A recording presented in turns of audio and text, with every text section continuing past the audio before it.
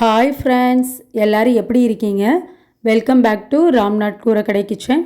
இன்றைக்கி நம்ம கிச்சனில் ஒரு வெரைட்டி ரைஸ் தாங்க பார்க்க போகிறோம். வாங்க எப்படி செய்கிறதுன்னு நம்ம வீடியோக்குள்ளே போய் பார்க்கலாம். இந்த ரெசிபி செய்கிறதுக்கு அடுப்பில் கடாய் வச்சுருக்கேங்க.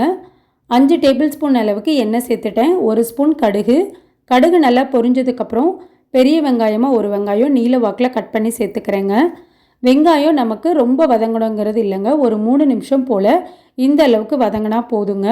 இப்போ நம்ம கட் பண்ணி வச்சுருக்க தக்காளி சேர்த்துக்கலாம்.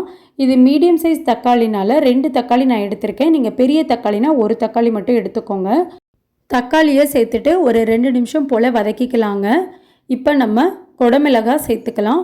உங்ககிட்ட குடமிளகாய் இல்லைன்னா நீங்கள் ஸ்கிப் பண்ணிடலாங்க. எங்கிட்ட இருக்கிறனால இந்த குடமிளகாய் நான் சேர்த்துருக்கேன். ஒரு குடமிளகாய் சின்ன சின்னதாக கட் பண்ணி சேர்த்துக்கலாங்க. குடமிளகாய் நமக்கு ரொம்ப நேரம் வதங்கிறதுக்கு டைம் எடுக்காதுங்க, குயிக்காக வதங்கிரும். இப்போ இந்த குடமிளகாய் ஒரு 2லேருந்து 3 நிமிஷம் வதங்கிறதுக்குள்ளே இந்த ரைஸுக்கு தேவையான மசாலா அரைச்சிக்கலாங்க. வாங்க என்னென்ன பொருட்கள் தேவைன்னு பார்த்துடலாங்க. சின்ன ஜார் எடுத்திருக்கேங்க. காரத்துக்கு வரமிளகா 5 எடுத்திருக்கேன். சின்ன பல் பூண்டுனால ஒரு 14 பல் பூண்டு அளவுக்கு நான் எடுத்திருக்கேன். நீங்கள் பெரிய பல் பூண்டுனா 10 அளவுக்கு எடுத்துக்கிட்டிங்கன்னா போதுங்க.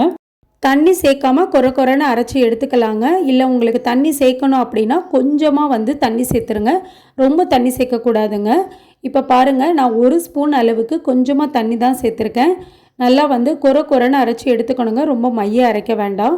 இப்போ கேப்சிகம் நமக்கு இந்த அளவுக்கு நல்லா வெந்துருச்சு பாருங்கள். தக்காளியும் நமக்கு நல்லா மசிஞ்சுருக்கணுங்க. இந்த ஸ்டேஜில் மஞ்சத்தூள் 1/4 டீஸ்பூன் அளவுக்கு சேர்த்துக்கலாம்.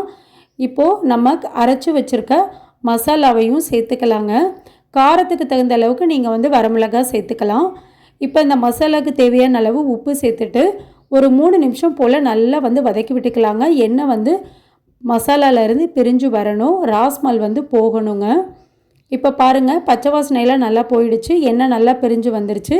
இந்த ஸ்டேஜில் நம்ம ரைஸ் சேர்த்திக்கலாங்க. நான் 2 பேர் சாப்பிட்றதுக்கு அளவான சாதம் வடித்து எடுத்து வச்சுருக்கேங்க. சாதத்தில் நான் உப்பு போட்டு தான் வடிச்சிருக்கேன். நீங்கள் பாஸ்மதி அரிசினா கூட எடுத்துக்கலாங்க.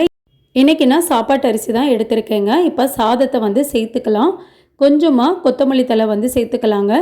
ரைஸை நல்லா மிக்ஸ் பண்ணிவிட்டு உப்பு தேவைன்னா நம்ம சேர்த்துக்கலாங்க. ஏன்னா நம்ம ஏற்கனவே உப்பு சேர்த்துருக்கோம். இப்போ பாருங்கள், சாதத்தில் மசாலா எல்லாம் நல்லா மிக்ஸ் ஆகிறது மாதிரி சூப்பராக மிக்ஸ் பண்ணியாச்சுங்க. இந்த ஸ்டேஜில் உப்பு செக் பண்ணிக்கோங்க. எனக்கு உப்பு கரெக்டாக இருக்கிறதுனால நான் உப்பு சேர்க்கலை. அவ்வளோதான், ரொம்ப ஈஸியான ஒரு வெரைட்டி ரைஸுங்க. 5 நிமிஷமே அதிகங்க இந்த வெரைட்டி ரைஸ் செய்கிறதுக்கு. ஸ்கூலுக்கு பசங்களுக்கு இது மாதிரி ஒரு தடவை செஞ்சு கொடுத்தீங்கன்னா திரும்ப செய்ய சொல்லி கேட்பாங்க. பேச்சுலர்ஸ் பிகினர்ஸுக்கும் ரொம்ப ஈஸியான ஒரு வெரைட்டி ரைஸ் ரெசிப்பிங்க. கண்டிப்பாக நீங்களும் இதே மெத்தடில் செஞ்சு பாருங்கள். செஞ்சு பார்த்துட்டு எப்படி இருந்ததுன்னு உங்கள் கமெண்ட்ஸை எனக்கு சொல்லுங்கள். நீங்கள் இப்போ தான் நம்ம சேனலை ஃபர்ஸ்ட் டைம் பார்க்குறீங்கன்னா ராம்நாத் கூரக்கடை கிச்சனை சப்ஸ்கிரைப் பண்ணிக்கோங்க. பக்கத்தில் இருக்க பெல் ஐக்கானை கிளிக் பண்ணிவிட்டு ஆல்ன்ற ஆப்ஷனை டிக் பண்ணிக்கோங்க. அப்போ தான் நான் போடுற புது ரெசிபிஸ் நோட்டிஃபிகேஷனில் உங்களுக்கு உடனுக்குடனே வரும்.